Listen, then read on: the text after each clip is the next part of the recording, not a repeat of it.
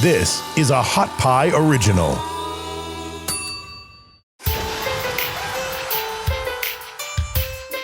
Welcome to the Gray Area Podcast with me, Chad Fisher. No more.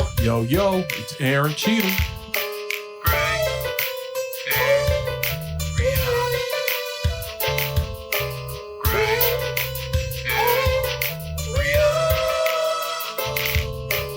Yeah, we out the house, boy.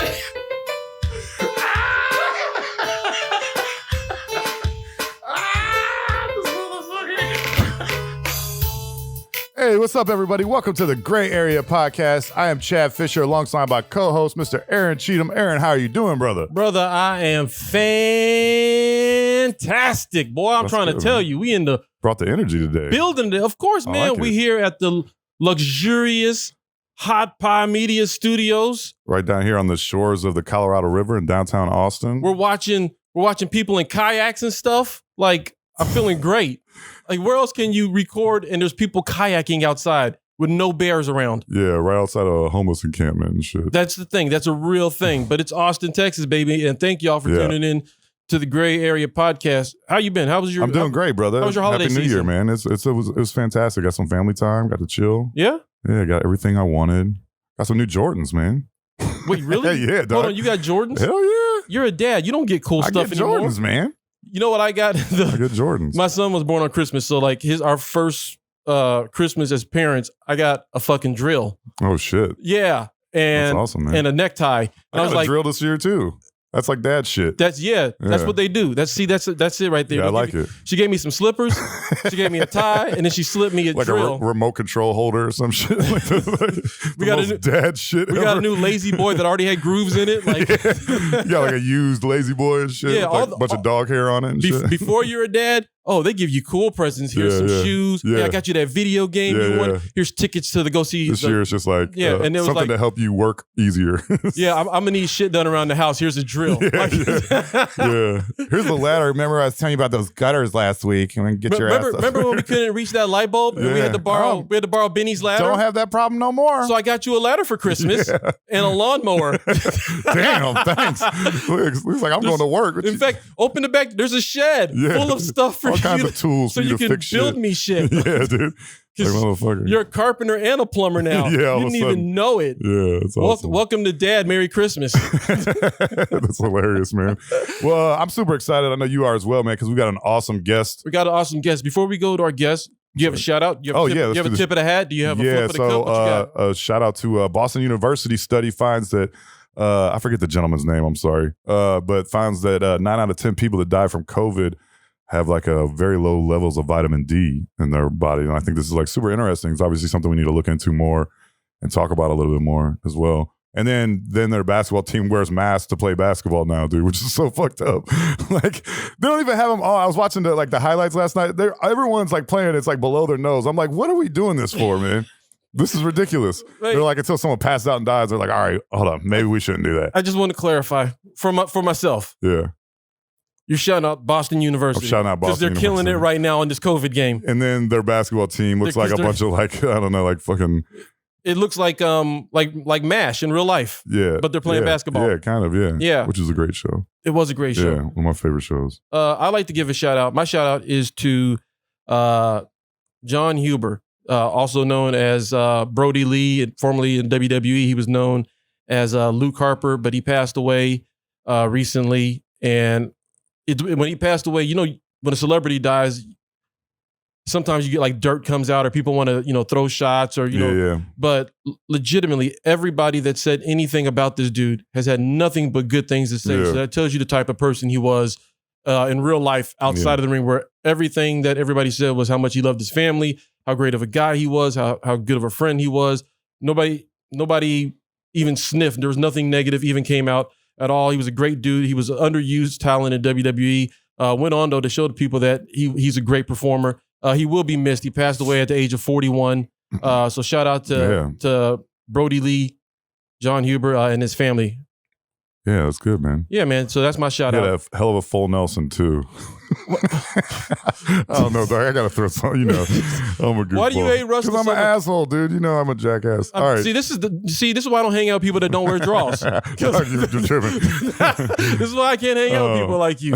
But we got a big guest that we want to bring on. So we're super excited. Today our guest is recently a congressional candidate in District 12 in California. He opposed Nancy Pelosi. We're super excited to welcome to the show Shahid Buttar. How are you doing, brother? Thanks for coming on the show, man. We really appreciated it.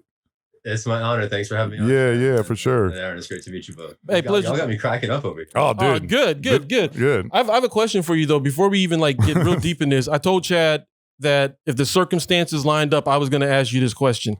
And the circumstances have lined up. Every interview I've seen with you, you're in that room. Where are you? What room is that? Where are you at right now? This is literally my bedroom. Oh, what's up? 5 feet to my left is my bed. This is the wall behind me, and this is my dresser. Oh, and in order to set up this shot, I have an obstacle course of things through my room to walk around. yeah. That's awesome. It's not fancy. So you're not living the high life. You don't have a $12,000 refrigerator or anything like that, unfortunately. Yeah, far from it. I just have one room in a 2-bedroom apartment. I don't really have anywhere to set up, Plus there's a pandemic happening. So I used to have the office. Yeah. Where, you would go could to do interviews at least, but we don't have the office anymore. So this is literally I occasionally do selfie videos on my back porch is a fire escape. Oh, what's up? So okay. Those are the 2 spaces. Yeah. That is the realest thing I've heard in 2021. Yeah, that's what I'm saying, man. That's so refreshing, dude, to hear something like that instead of oh yeah. No, I'm in my downstairs office. If you turn the camera around, office is full right you don't now. have a full library. You're not putting on the front. He's a real man. That's awesome, man. No, I love really that. cool. I noticed that in every video though you were there, and I was like, what is that room? I have to know. It's become an object of conversation on the team. People are like, we really should figure out a background for you. And I've been thinking about a green screen. Yeah. It just seems more organic. I like that, man. And the colors look good as well. Did you? This is actually it's not wallpaper. It's San Francisco has interesting architecture. Yeah. Etching in the wall, So did you paint that yourself? What's up with your wallpaper? I'm I don't have any. The wallpaper. It's this. This is not 1987, and I don't have wallpaper. It's funny you should say that because 1987 is the last year that Nancy Pelosi debated anyone. Oh There wow, we go. that's crazy. You already got some. That's something we want to get to eventually as well. That's one of the questions we have for you, and I definitely want to get into that more because I found that fascinating when I was researching for this interview and everything, and I thought that was incredible. So we're definitely going to get to that. So So without further ado, Shahid, are you ready to play a game with us? I'm up. All right, then. The game we are playing is called Don't Quote Me, Boy. All right. Now I'm going to read you a quote, you and Chad both, and you guys are going to answer A or B, who you think said it. I'll give you 2 options on who said the quote, and the winner gets. we're gonna mail it to him if he wins. Yeah, if you win, then you get our celebratory Gray Area Podcast paperweight bag. That is for the winner. That is a high prize. It's a paperweight bag. That answer before Chad does. Is that? Yeah, no. So we just it just goes on who gets it right. Yeah, just know who gets it right. Yeah. No you guys each no have buzzer. a guess. Yeah. All right, are we ready, guys? Yeah, go ahead. All right, so our first quote is, the biggest problem that we have is that California is being run now by special interest. All of the politicians are not anymore making the moves for the people, but for special interest, and we have to stop that. Was that Kamala Harris or Arnold Schwarzenegger?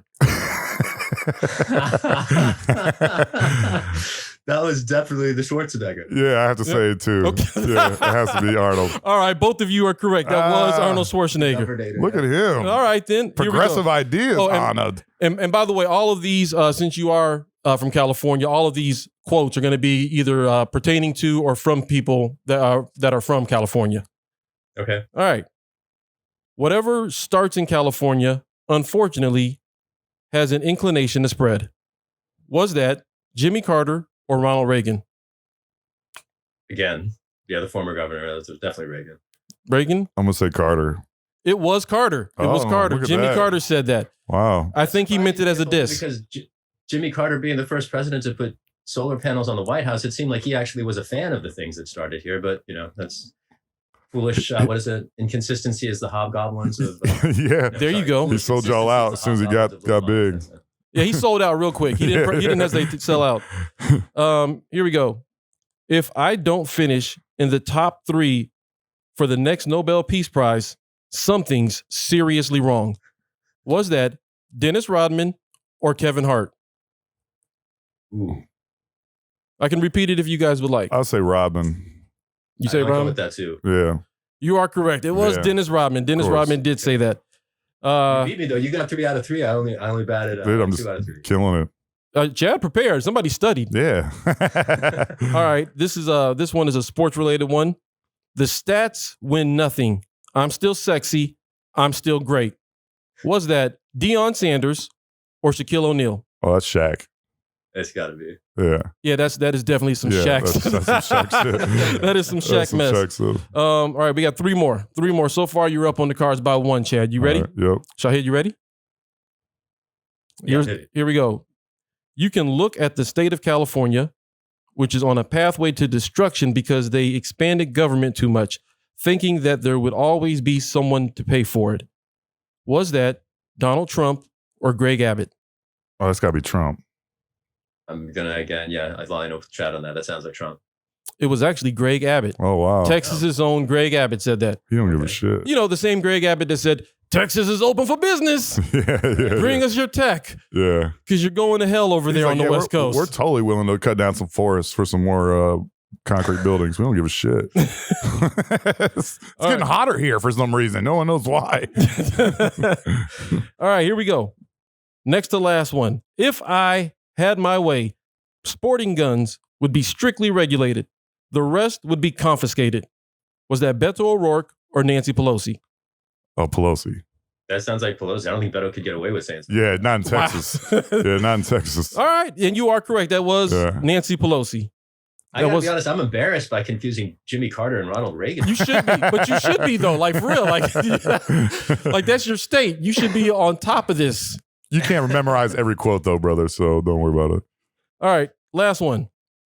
We strongly support the transpartisan movement to end the illegitimate criminalization of cannabis. It's a civil rights imperative, a pathway to green jobs, and an opportunity to help address the opioid crisis all in one. Was that Arnold Schwarzenegger or was that Shahid Buttar? As you were saying that, I'm like, that sounds really Somebody said that first? Who beat me to that? He's like, oh man. He's like, he's afraid he's got some plagiarism claims coming up soon. He's like, oh shit, I thought I said that. He was calling his goons. I saw it in his face. He's like, I got to make a phone call. I'm in trouble. Yeah, that's a good one to end on, man. All right, well then, Chad, you are the winner. Yeah, so if I ever have a office like outside and need to hold down some papers, I'm good to go. You will be defending that from here forward in all the games. That is our championship. okay. That's our trophy. The trophy. That is the trophy. Okay. And I'm so glad we didn't have to ship it to California. Yeah, dude, because that would have cost like 4 times more than what the prize was. So I couldn't lose to a better host. oh, thank you, brother. I appreciate that. Look at that. Look, thank you for playing the She game. wants some damn respect around here, man. Look at this. Well, Our put on guest- some draws and then you can get Dog, some I wear draws. You need to stop. You know I wear draws. Quit playing. How would I know? Oh, Chad, you got headlines for us? Yeah. So this is a California themed headline. Where we at here? Mysterious gingerbread monolith appears in San Francisco. What? Mysterious gingerbread monolith. You know how they've been Like putting like the alien monolith? Yeah, it's been going around. Made out there's of a gingerbread? Not one. far from my house. Yeah, okay, that's awesome. You saw it? Should have broke off a piece. By the time I got up there, actually, it collapsed because it went up one day and then it rained and it collapsed. That the next sucks, day. dude. Somebody, An advantage. the city's parks director said it looks like a great spot to get baked. They said they were going to leave it up until the cookie crumbles. Yeah, they were. Oh, Dun-dun-dun. dude! 5 minutes later, he could be found like just pounding a bowl, just smoking a bowl right beside Well, it. It's like, I said it was a good place to get baked. Now I wasn't lying. It's not a bad spot. It's got a great view of the city. There you go. What's up? It's a little windy though. Yeah. It's a challenge. And you're totally fine because after you get blazed, then you can just break off a piece of gingerbread and your munchies are Like covered too. That might have been the point. Yeah, dude. He's like, everybody come up here and smoke some. We take from the top though, man. Don't take from the bottom, man. We've all played Jenga before. We know how this ends, man. Take from the top. I always wanted to know where the Muffin Man lived. Yeah, dude. And now we know. Drury Lane in San Francisco apparently is where the Muffin Man lives. Yeah. And then next? so next, Not to get too real with it, but like this, I mean, it's poignant because the Muffin Man would have joined in that case entirely too many San Franciscans who don't have shelter at the moment. So like that's Yeah, dude, there we go. That could have housed a couple of them at least, right? Well, not with social distancing. They would have needed, that's right. they would have needed a mother-in-law gingerbread house in the in the backyard. That's true. And you've got some stuff on our next headline, the French rave, man. So yeah, this was hilarious. I dude. didn't. So, I don't have the story pulled up in front of me. So Shahid, did you hear about the rave, the New Year's Day rave in France? It was a small town in northwest France that had a rave that started on New Year's Eve and ran until Saturday morning about 5 o'clock. About 2,500 people attended this party. Yeah, that look on your face. This was in France. okay. And the police, in complete French fashion, instead of going in and stopping it, they just set up a perimeter outside of it, and they just arrested people as they came out of the party. And they allowed it to rage on for about 2.5 days. he's like, let them have their fun. We'll get them when they come out. Right. I can't imagine being at a party for 2 days. That is way too much party. That. Like, Yeah. I mean, I can definitely relate to that. I'm a DJ, right? So like, I'm all for a good party. It seems like a crazy time for people to be coming together in mass. I mean, to the extent it's safe, or one of the communities that it happens in has overcome the virus, maybe. But dude, that's awesome that you're a DJ. Stories like that makes me like painfully aware of how miserably we failed in the United States. Yeah, couldn't agree more. Well, but real quick, I do want to say real quick that's awesome that you're a DJ, man. That's so refreshing, considering like all the politicians we're used to are like really stuffed up and all this stuff aren't like regular people and everything. Like, also California taxpayers, listen to me. If he wins in 2022, the inauguration party, it's gonna be bomb, dog. And we're gonna save a fortune on hiring a DJ. We can just have Shahid do it. You know what I'm saying? And we're good. But it'll be like way better than like if Pelosi gets elected, they're probably gonna be playing like, I don't know, like Jimmy Buffett or some shit. You know what I'm saying? Shahid's gonna have some good music going. shot head. Just getting it. That'd be so dope. Yeah. Can I come? Yeah, right. I had a chance to spin one of my favorite DJ memories ever was spinning a set outside across the street from the White House. Dude. He's like, fuck the police. 3 years ago. And I opened up with Malcolm X and I went to Public Enemy, and it was that's awesome, man. What was the event? Like, what were you DJing for? It's called Catharsis. It did happen every year until the pandemic. I expect it to start again when it's safe, but it's a regional Burning Man event in the nation's capital. That's awesome, man. It particularly has an homage to healing it was started actually by a group of veterans and people in solidarity with veterans on Veterans Day as sort of a combination homage to cannabis, to people who were struggling with the opioid crisis, kind of remixing on some of the themes in that tweet that you read. And it was held for the first couple of years on Veterans Day, and then they pivoted it. But it was sort of at the fusion of a policy conference that was hosted by the Drug Policy Alliance and Veterans Day. They both happened on a confluence. And so it was an all weekend camp out party in Washington, D.C. that happened every November for the last several years. Dude, that's awesome. Yeah, it's dope. I got to spend, this was a Saturday night right after we burned the effigy. I think 2 years ago, maybe 3 years ago. And this is like in front of, like across the street from the White House? Trump's White House. Yeah. Dude, that's awesome. I mean, that's so gangster. But you said Trump's White House. That makes it even more gangster. Yeah, that is hood. Like, oh, yeah. Okay. Yeah. It was a cross between Occupy and the French Raid you're talking about. I mean, if you took that French Okay. That's awesome, dude. All right. I'm trying to go to one of these parties, man. Shit. Yeah. Not to get too real with this too, but before I went to law school, I came up emceeing protest songs, right? So like I'm a protest MC. What's up? I went to law school and then spent 20 years fighting Washington. That's so cool, man. Congress. Like that's kind of like, oh, wow. Dude, how did he not get elected? This is messed up. Like, this dude is so cool. Jesus. It was rigged. Remember, fraud. Yeah. So our last headline real quick, and that kind of good segue here is Trump reportedly tried calling Georgia's Secretary of State 18 times before finally getting him on the phone to pressure him to find 11,780 votes. The funniest shit is that what are you thinking right now? Like your response to that? What are you thinking, Shahid? These fools are about as far as I can get, because I don't even know where to go with that. I just don't understand the level of audacity that would prompt someone to think that they can get away with this. It's just absolutely galling to me. Yeah, it's hilarious, worse man. is the fact that he almost could. Yeah. I have a question. Like, so you you were on record last year saying that you were a Bernie guy, and then now Biden has won, and we have all of this going on. Like, what's your perspective on where we're at right now with Biden going to be going into office pretty soon here, and what Trump is doing right now? You're in the game, so you have a better perspective than I do. I don't know about a better perspective, but I know I'd share this one.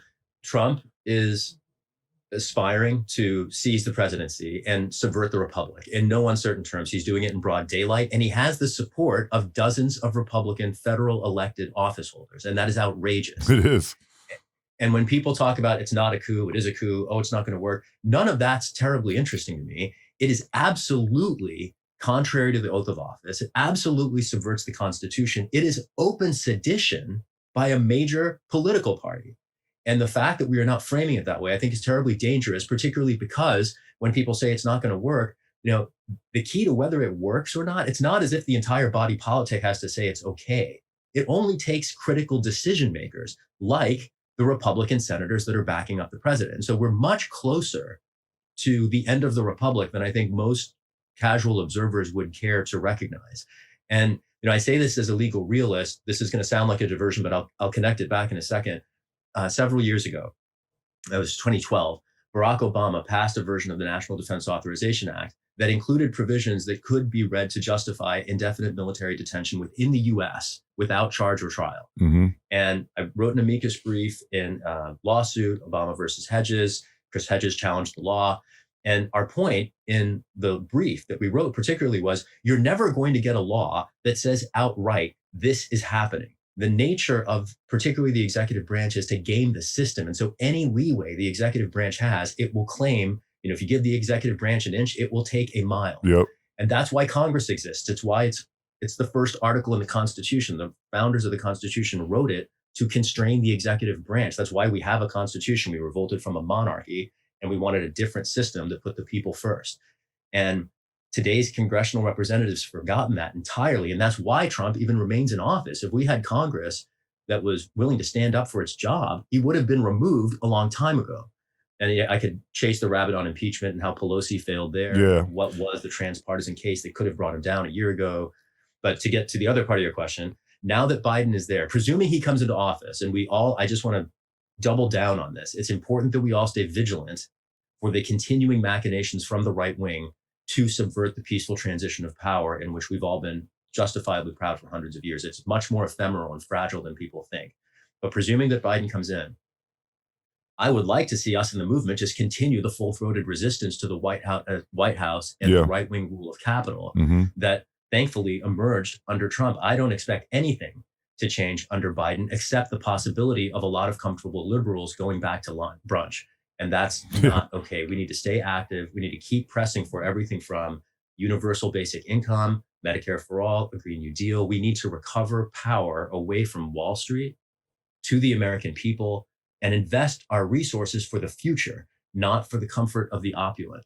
And those are decisions that are going to take organizing, and they're going to take, frankly, opposition to the Biden administration, because while I'm glad that Trump is going out, Biden was, without any shadow of a doubt, the most conservative among the Democratic nominees, with the exception of Michael Bloomberg, who was and remains a Republican. So, kind of, it's the exception that proves the point. Yeah. What are the chances that Trump and these decision makers that he has behind him break off and start their own party or start another faction of the Republican Party? Is that a real possibility? And if so, what does that look like? What does that mean to us?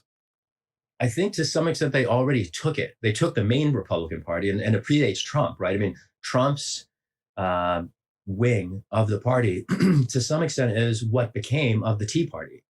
And so the Tea Party was the right-wing populist movement that 10 years ago emerged within and around the Republican Party, and they rose to the fore and displaced the traditional power center. And so when you say, is Trump going to go back to form a new thing? I don't think he needs a new thing. He's got the old thing. Yeah. Right? Okay. I don't think the Republican Party has liberated itself of Trump in any way. And frankly, I don't think it can, because Trump is merely an overt face to what the Republican Party has long tried to effectuate with a kinder, more, genteel face. He simply says the quiet parts out loud. And then I'd say, for what it's worth too, on the other side of the fence, there is a battle within the Democratic Party for the party's soul. But whereas Republicans, frankly, welcomed and resourced and invited the populist movement that ultimately subverted its institutional power base, the opposite has happened in the Democratic Party, where the institutional corporate power base has done everything possible to marginalize, sideline, smear, suppress the insurgent populist left. And the country, I dare say our species, continues and will continue to pay a price for that. Yeah, I totally agree, brother. I mean, I find it hilarious, like in the headline that we're talking about with Trump and everything, that he's like Shahid said, that he's like so overt with this. You know what I mean? That I just picture him like I don't know, like super late night. He's got like a bunch of McDonald's bags like strewn about and everything, and he's just doing like his last rail, and he's like, I know what I'll do. I'll call Georgia, the senator or the governor, whoever the hell it is. Hey man, can you find like 11,000 votes, man? Please, I'll do anything. I got unlimited Big Macs. Please just help me out. He's like, dude, you need to go to bed. Dude, he's just like, he's grasping at straws now. It's just hilarious, man. It's just like a little child whose toy's been taken away. And I do think the saving grace for our republic is the fact that so many Republicans have come out to repudiate him. Many of them have, thankfully. Yeah. But that's about the only thing saving us right now. Yeah. Because if the Republican Party was a bloc, as it has been in policy context, I don't have any faith at all in the corporate Democrats in Washington to actually use their power when necessary, because they never have before, at least not on behalf of the American people. If it serves Wall Street, they'll intervene. But the tragedy and the hole in the bucket of our democracy is that fascism is always good for business. So if it's Wall Street that we're relying on to resist fascism, we are in for an inevitable rude surprise. And that's why I think the emergence of a populist left is so not just politically, but constitutionally important in the United States in this point in our history. Yeah. I've got a question for you here as well about the, and some of your, in an interview I watched of yours, you called the pharmaceutical and healthcare industries predatory. And I want to ask you if you could speak more on that. I totally agree with you. But with that being said, do you think there's any political or monetary motivation in regards to the COVID response that we've seen? I mean, obviously, there's some numbers that you can't really ignore. I think that I read today or yesterday that millionaires and billionaires have accrued over nearly $2 trillion worth of wealth. It's been like this massive wealth transfer in the last, 9-10 months or whatever. And how do you think the pharmaceutical and healthcare industries kind of play into that or help that or exacerbate it or whatnot? Great question. Thanks for raising it. Yeah, they're absolutely predatory industries. And it's because I'd say slightly less so than, say, weapons manufacturing, fossil fuel extraction. Like those are quintessentially predatory industries, right? Yeah. But the health insurance industry is a very sophisticated racket. Yep. They take money from people and they pay out less, and they pay their executives the excess. Yep. It's that simple, right? And like that is a scam at scale. Yeah, totally agree. It emerges differently. It's particularly the acceptance and leveraging public dollars for research and development that's then monetized for private gain. Yeah. And when you have public investment in, for instance, vaccines, there should be public participation in the rewards from it. The government investing in private pharmaceutical research is effectively privatized in the reclamation of the profit stream from it, just for the corporation shareholders and executives. And ultimately, when we have public dollars invested in things, those should be for public benefits. This also comes out, you can see, in the way that pharmaceutical development, kind of like technology, ends up serving the convenience of the wealthy instead of the needs of the many, right? Just the prioritization of what is lucrative to bring to market is not the pharmaceuticals that meet the greatest human need. They're the pharmaceuticals that can redound to the greatest corporate profit. And usually that has some intersection of what health insurance companies will reimburse for. So they get a little bit of a circularity between these two different wings of the predatory aspect of the healthcare system. Just a piece here to throw on top of that, there's a question as to what the alternatives might be to these industries. I want to just separate the sort of like parts of the proposal. So Medicare for all, what a lot of people or what a bipartisan majority across the United States favors, that's a proposal to socialize the health insurance industry only, not the health delivery system. And I further than that would like to see us nationalize the pharmaceutical sector. In Britain and many countries that have more robust socialized medicine structures, they also have national or socialized health delivery systems like the National Health Service in the UK. The debate over Medicare for all does not go that far. And you know, maybe it should. There's a question. We can have that debate. So how does that work? Outset, How does that work if it's just if it's not the delivery part? Like, because I thought it encompassed the entire thing, but if it's split into two, like how would that how does that help us? well, it just makes it's a less transformative transition. If it were like the NHS, if it were socialized across the delivery system, then it would look like the VA, where everybody goes to the same hospital, and you know you've got doctors from a huge pool, and it's all single payer, and it's all synthesized throughout. Like so, a veteran's experience at the VA is the closest thing we have in the U.S. to a British citizen's experience in the NHS. I don't think that's Medicare that bad. for All says, let's leave all the separate hospitals and all the different doctor provider groups and all of the different patient delivery, care delivery services in private hands. But let's just make sure that they're all paid through a single payer, namely the government, which because it will be the single payer is going to have a great deal of purchasing power to drive down prices. Got you. Right. As opposed to health insurance companies, which end up, you know, they have an individual incentive to hold prices down alongside a industry-wide incentive to inflate prices. Yeah. And that's what we've seen, you know, that's the dynamic. That's why healthcare costs continue to, you know, grow beyond any reasonable, you know, comparable indicator. Gotcha. So basically Medicare for All socializing the insurance layer would mean that Americans who need to see a doctor or need to get some healthcare treatment will have a much more streamlined experience because you don't have to go to the VA. You don't have to go to the government health care system. You can go to your doctor. In fact, you can go to any doctor. There's no in-network. There's no out-of-network. Everybody's in the network now. So you just pick the closest or whoever you want to go see for your medical care. And then it gets paid through your tax dollars. Yeah. It's very elegant and straightforward and simple. And it preserves and frankly expands patient choice. And that's a part of the Medicare for All debate and policy proposal that a lot of people elide or skip over. You know, they focus on the fact that, okay, no one's going to go bankrupt now if they get sick. Absolutely. That's so important. No one's going to go homeless if they get sick. Right. So important, right? Yeah.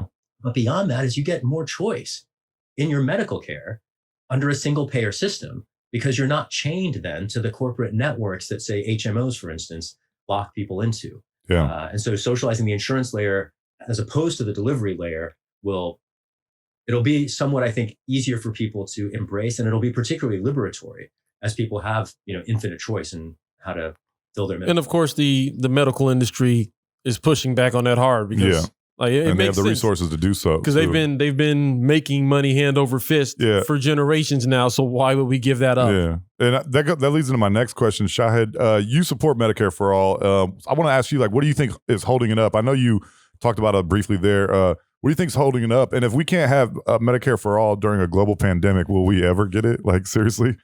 Because you would think right now it'd be like people are like, okay, yeah, I can see why we need this, but if we don't get it now, when will we ever have it?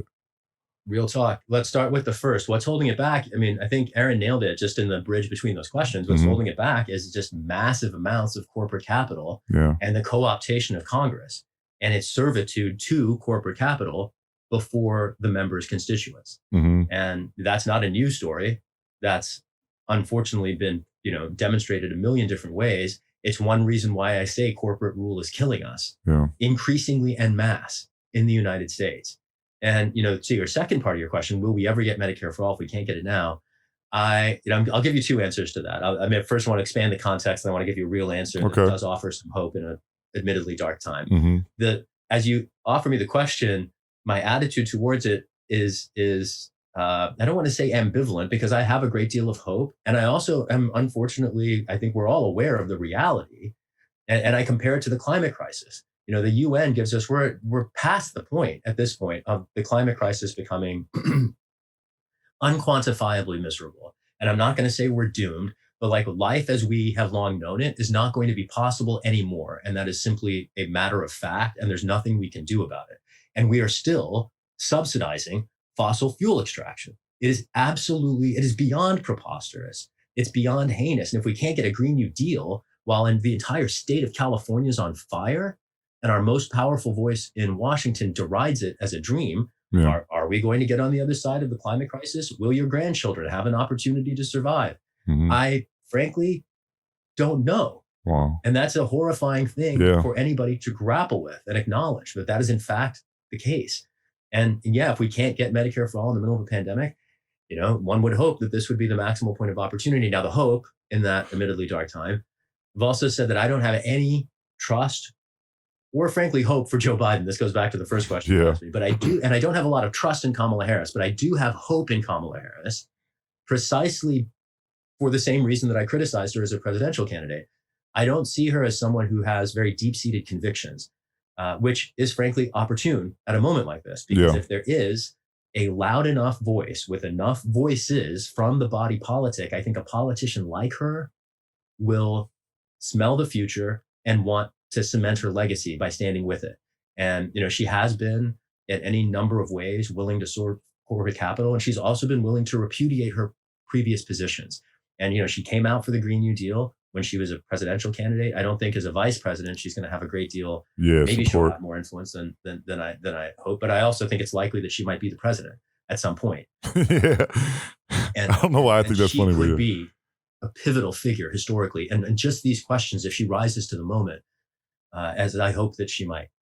Yeah. I have a question. So you ran for Congress and you have these this ideology that may not line up with a lot of people that are there right now.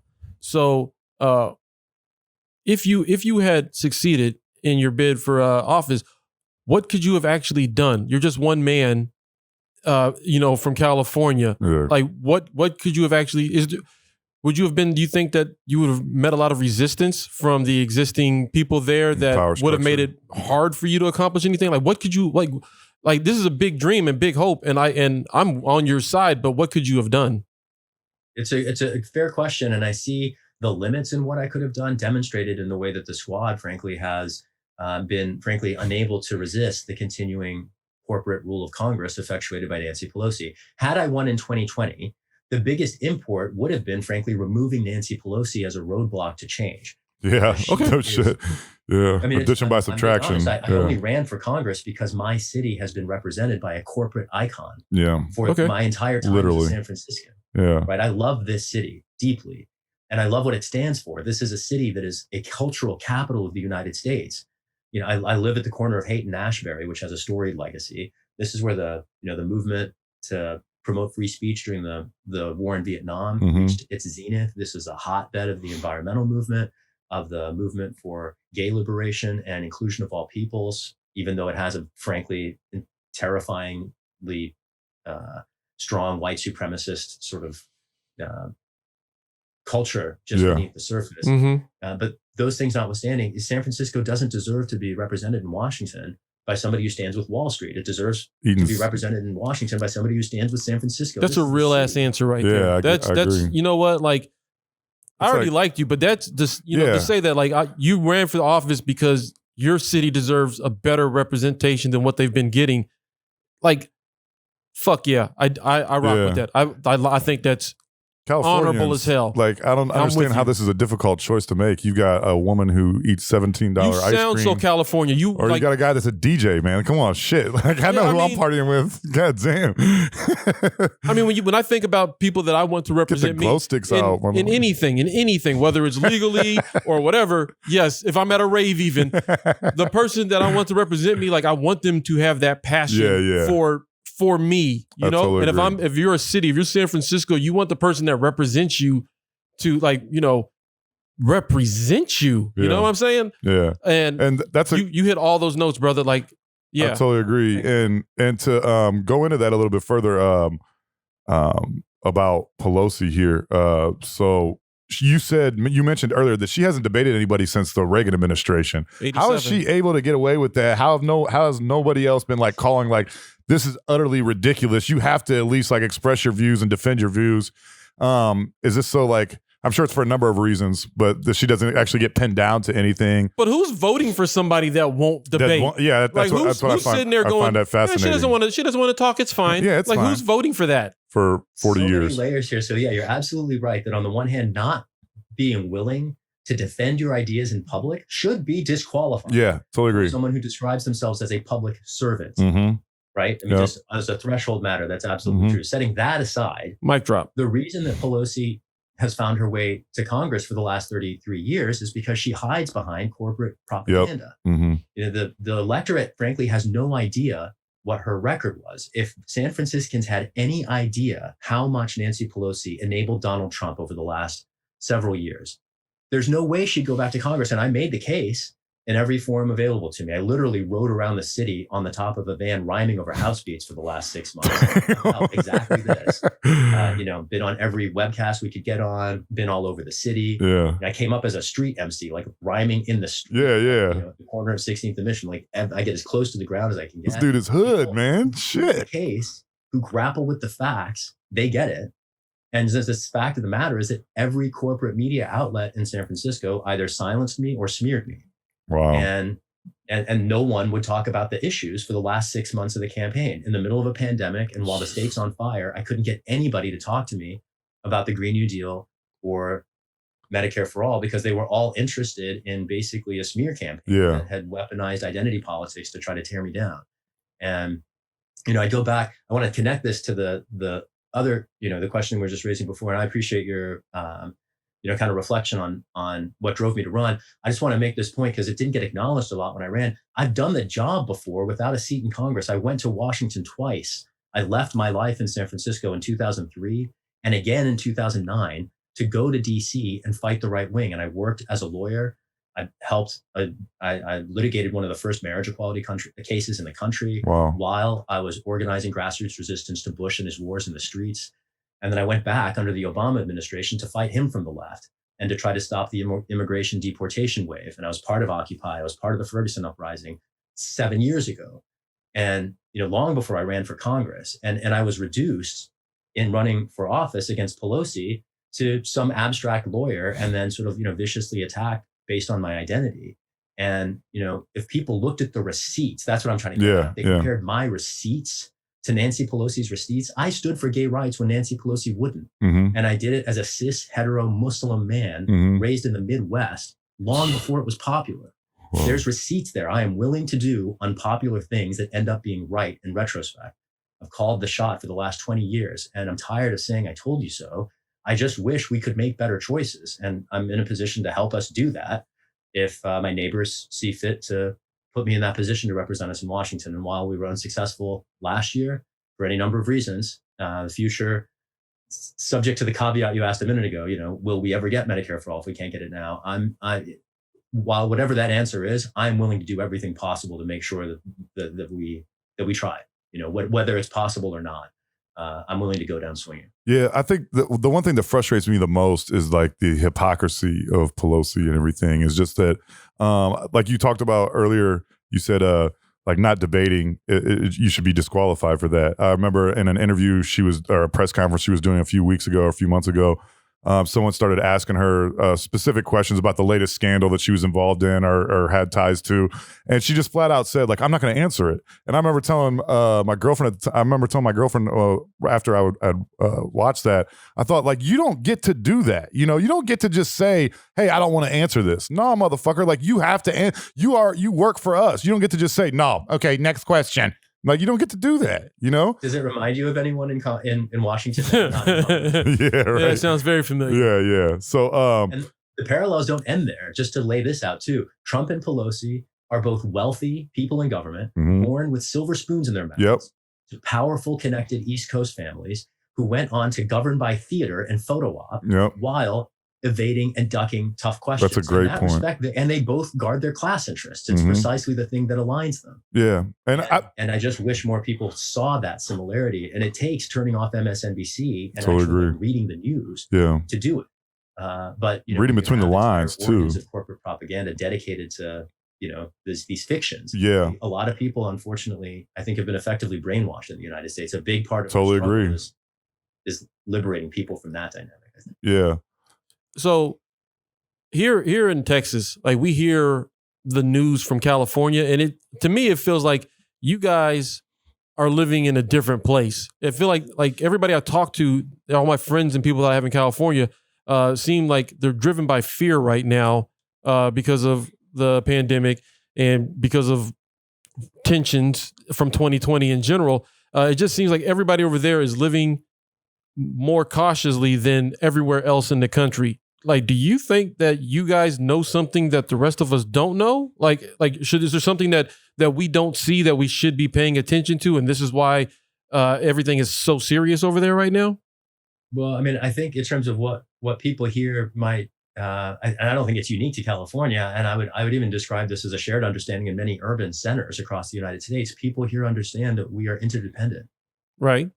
Period. And we can't pretend that our path to liberation is isolated or individuated. Mhm. I often say that libertarians and socialists are basically like two sides of the same coin. They're people who reject authority, who have differing views about their neighbors and whether they need them or not. Yeah. Libertarians often live in places where you don't live right next to your neighbor, Right. on top of them or beneath them.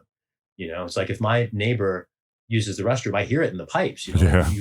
We live on top of one another in urban centers, and there's no illusion that we are separate. And I think in a lot of parts of the country, there's an illusion that you can seek liberation or freedom by yourself. And anybody in either an urban center or anybody in California knows that that's just absolutely ridiculous. Right. Yeah. And it takes sometimes that awareness. I mean, I think there's another piece here historically in terms of the culture in California. Mm-hmm. Remember, this was the westward point on the continental United States, and San Francisco in particular, a century and a half ago, was sort of like the destination point for a sort of entire frontier culture. People came here as iconoclasts. They were people rejecting and leaving differing parts of what was the sort of established civilizational culture. And so this is a city defined by iconoclasm. And that continues, whether it's the beat poets in the 50s, whether it was the era of peace and love in the 60s, whether it was the era of gay liberation in the 70s, whether it's the Burning Man electronic music confluence that I came out of. There's a lot of these. It's a cultural and creative crucible. The Bay Area in particular. It's why I was drawn here 20 years ago as a young person, and I think that sensibility is one that's not isolated here. I feel the same thing when I'm in the East Village. Mm-hmm. I feel the same thing when I visit a lot of urban centers. I mean, people have an awareness of principles beyond us and these timeless values that enable us to live sane, humane, peaceful lives together. And it's that legacy that I think we are aware of here. Maybe the other thing I just throw out there for what it's worth is that the wildfires make it really inescapable that the climate Yeah. You can't go nowhere. Differing set of interests. You can't go north of Marin County and stuff. It's just like, we love it. We're locked in. It's kind of like an island, but it's all good. We love it. It's great. I mean, even that, frankly, would be a step forward. I have supporters all over, and I talked to any number of people who were in this summer who were literally like fleeing fires.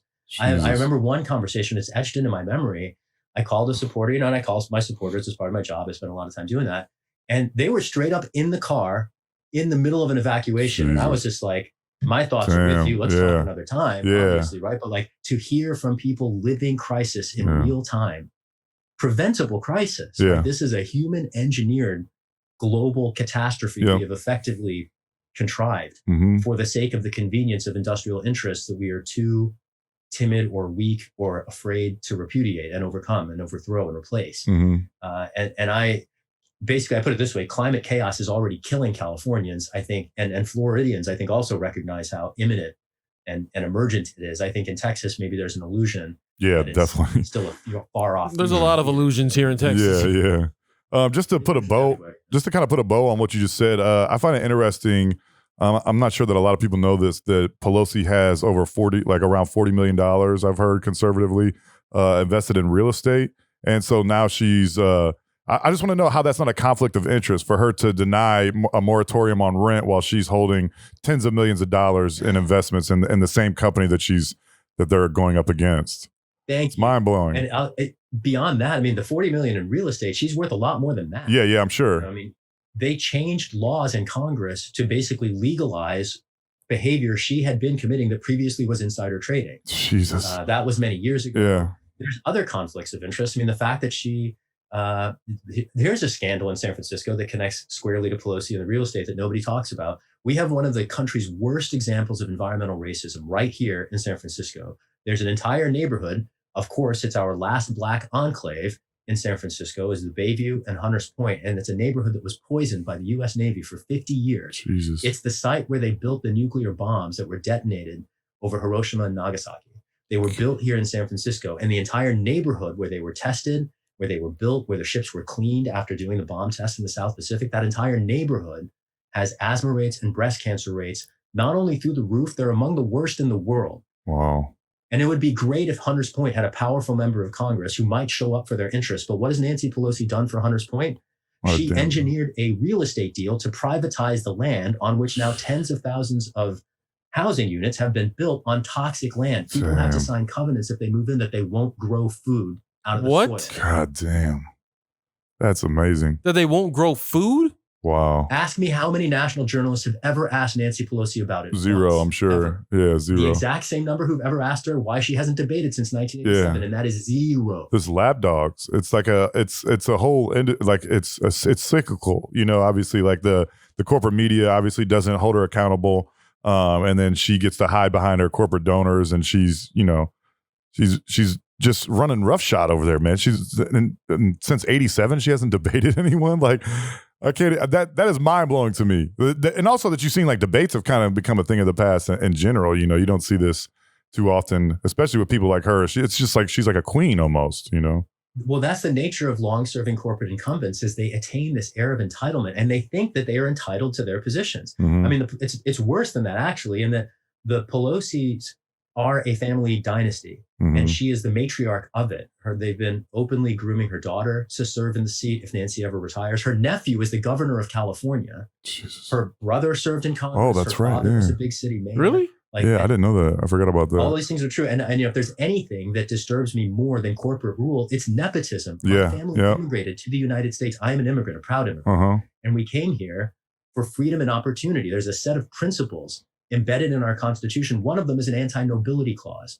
And the idea that we would allow family dynasties, whether it's the Bushes or the Clintons, the Kennedys, or the Pelosi's, to occupy this position of effective nobility, it offends me deeply as a patriot. As it I'm should. not willing to accept it. And I, you know, it's a locus of the corruption even above and beyond the capital stream that I think goes unnoticed and unobserved, but it is frankly absolutely crucial in terms of recognizing what we confront. And that is not just corporate rule, but any number of holes in the bucket of our democracy. I mean, I could unpack that for days. Yeah. Whether it's corporate money and lobbying. When we were prepping for this, you were talking about similarities between the building the bridge between politics and where you're at right now. Yeah. So yeah, I guess we can go ahead and get into that. So I don't vote, you know. I voted in 2008. I want to know, I guess just to kind of give my perspective, the reason why I don't vote, I guess, is because I haven't really been, I'll be honest, I haven't thought that politics have solved problems. You know, I haven't seen that happen. I haven't found anyone that I necessarily agree with. Now, had Bernie Sanders been like the nominee, I most likely would have voted. But I don't have any delusions that like politics is a long-term play. I feel like we need to evolve new ideas. We need to bring in new ideas. And the way that the political system has been corrupted or designed for corruption has kept me, and I'm sure a lot of other people, from voting. So we want to know, like, what would you say to people like myself? And there's a lot of us out there. I mean, over half the country doesn't vote, and maybe even more. What would you say to people like that? Now, you know, if we had options like yourself, I would probably be a little bit more involved, I guess. I just don't see anyone. I just feel like I see it as the same wing of the capitalist party. When you're absolutely right about that. I mean, so just to meet you where you're at, I totally understand why thoughtful people might be disillusioned with politics, because, you know, where you started is absolutely right. Politics hasn't solved problems, but that's not inherent. That's not baked in the sauce. That's a thing that we can change. And I want to particularly, and, you know, a couple of reflections here. One, you know, for myself, I come to electoral politics after having spent 20 years doing policy advocacy and direct action and community organizing. and art in action. So I don't perceive electoral politics in any way as the end all be all. You know, my short answer to your point about long-term versus short-term is yes, and we need all of it. We need to not just vote. We need to organize our community and build mutual aid networks. We need to organize the capacity and execute a general strike to hold capital accountable. We need to perform direct actions and intervene at the point of intervention when capital extracts and abuses people and communities. We have to do all of those things. And we have to show up in the halls of Congress to advocate for policies and do the work to send the coalition letters and have the meetings and follow up with the inside actors and push on the outside. You know, it's a complex system. And we can't presume that any piece of it alone is enough. Any piece of it is necessary, but alone, any piece of it is also insufficient. And the last place I'd go here is that I think when we look at the presidential level, it's very easy to be disillusioned about politics. Particularly, the November 2020 election was a clown show. I mean, you literally had your choice between two white right-wing figures with histories of racial marginalization and, you know, very legitimate concerns about their own, you know, interactions with women. Not smears, but like legitimate ones based on even things like videos, right? Things that everybody has seen.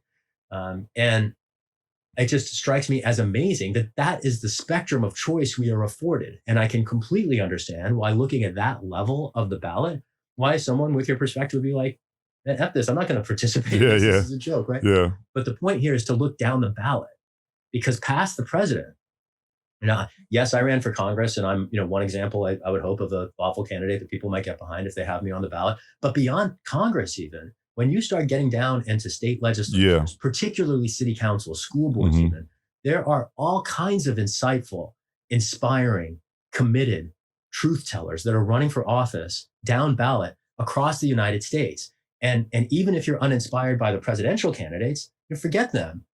The closer to the smaller the jurisdictional unit, the more impactful the office can be, and the more impactful your vote can be. And beyond your vote, you know, again, I'd say voting is like the price of entry. Where it's really meaningful is when you volunteer with a candidate who inspires you, or maybe become a candidate yourself to fill that void. If there is, you know, a teacher running for the school board in your community who's committed to the students, or you know, here in San Francisco, there's a member of our board of supervisors who was a housing rights lawyer before going to the board, you know, and that's someone who I was very happy to volunteer for and support. And like showing up to support the voices in your community, to make introductions, even just going, pandemics aside, to a public event and being there to help them sign up other people to get updates. Like that's a hugely important, completely overlooked, and so crucial role.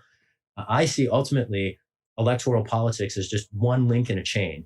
And it's a chain we need to break in order to liberate ourselves. And at the moment, we've been constrained, co-opted by the system that hasn't allowed any kind of choice to the voters beyond an illusory one. You know, a tribal difference. Does he wear red or blue? Well, can we actually get down to policies and be like, who's going to provide and vote to provide basic needs as human rights? That's the question before us. And, you know, all this tribalism, any blue will do. You know, I don't believe that for a second. And I understand why you might defect, as it were, from the process. Maybe the last thing I'd say here is that the people who choose not to vote are the sleeping giant of our democracy. Because if we engage them, and here I'm speaking to Democrats who are entirely too willing to abandon those people, if we engage those people, we can not only mow down the GOP, but we can usher in the paradigm shifting policies that we need to address the crises confronting our country. And we don't have to throw our hands up in the air. We don't have to say, oh, it can't be done. You know, Wall Street's rule is inevitable. That is the attitude of a lemming running off a cliff, and we are better than that. Yeah. So I've got a couple of questions for you before we wrap this up. Has anyone from the... No, you're good. That was really good. No, you're good, brother. I like that. You're killing it, bro. Yeah, you're killing it, man. This is awesome. Super interesting. I got to ask you, has anyone from the Illuminati approached you to join or wanted to make sure they can? Have you been invited to any pizza parties lately? I'm joking. I met Christine Pelosi, Nancy Pelosi's daughter, that's close. at the California Democratic Convention, and she ran for me as if I had the plague. This was pre-pandemic, mind you. And yeah, I would say I'm, to the extent there, I don't think that there's a secret society controlling anything, but to the extent there are elites, you know, I'm running against the queen. Yeah, you're running against one of them. Just don't go to Bohemian Grove. I can tell you that. If they invite you there, just pass. It's funny you should say that, because I actually was part of a protest about an annual gathering. That's awesome, dude. Hell yeah. That's great. Did you see Alex Jones there? He would have been the shirtless one in the wood, right behind a tree, looking like Bert Kreischer running around. I do want to touch on something real quick, just because of the news that just came down yesterday with Assange. You've been a staunch opponent of NSA surveillance and what you call surveillance capitalism. Can you tell everyone why that's important? And because I always hear like a lot of dumb people say, you hear people say this stuff. They're like, if you don't have anything to worry about, you don't care. But obviously that's I got not true. nudes. Yeah, dog. I got some nudes. I got nudes. I got plenty of nudes. I'm worried about that. I don't need but that. can you talk about answer this in a rhyme? Yeah, yes. y'all shit. What's up? Hell yeah. The NSA breaks the law every day. It doesn't matter who you are or what you say. They monitor your calls and emails anyway. Corrupt Congress and courts paving the way. There is a lesson we'll all learn someday. Watch what you say. They spy on your mind. Oh, shit. There's more. I recorded this in 2014 as a music video, NSA versus USA, where I get into it. Yeah. The long story short here is that mass surveillance is the nail in the coffin of a democracy. Mm-hmm. And people think of it as an offense of privacy. It's not privacy I'm worried about. It is dissent. Mm-hmm. And anybody who thinks they have nothing to hide and therefore nothing to fear, I would invite them to read some dystopian fiction about the systems. Kafka comes to mind better than Orwell, about what happens in the result.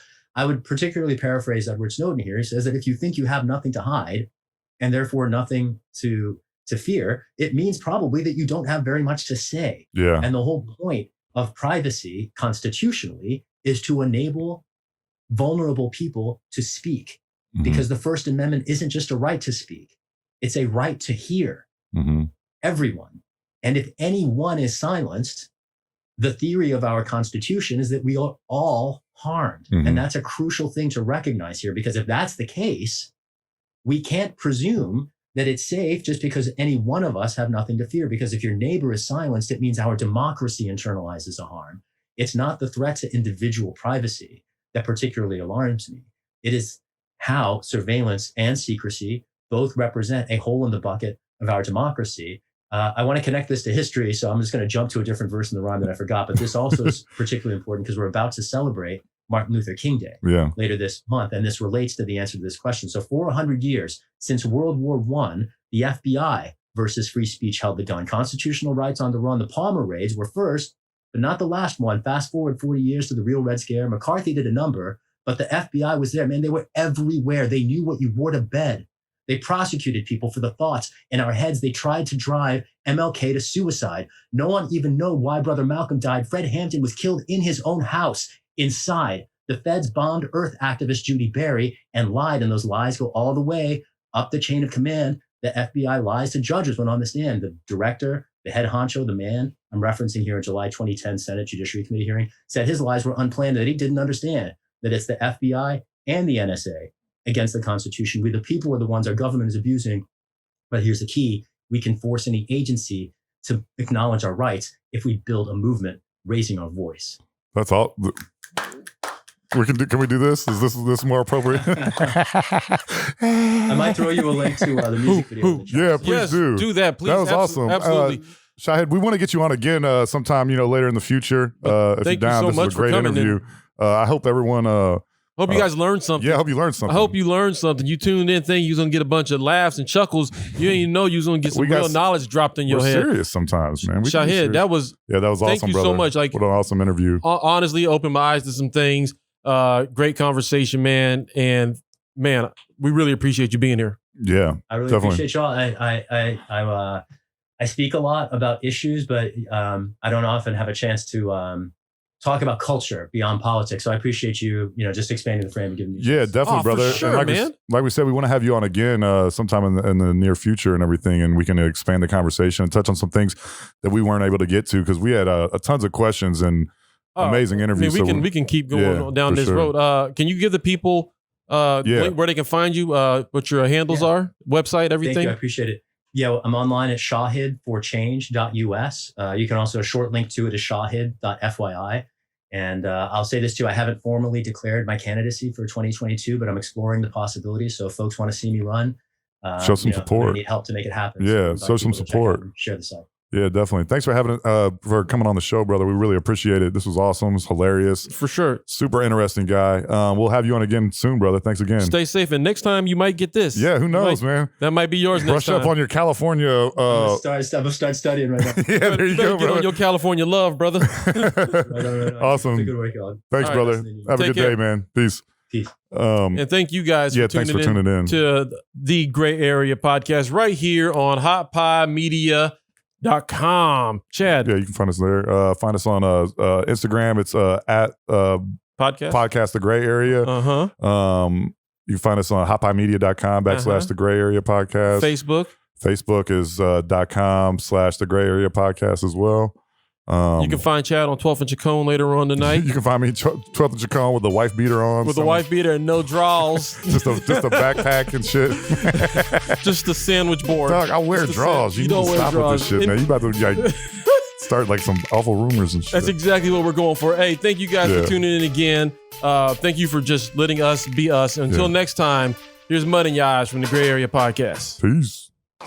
Thanks for listening. You can find more episodes and all other Hot Pie Media originals baked fresh daily at our home on the web at hotpiemedia.com, the Hot Pie Media YouTube channel, or wherever you listen to podcasts.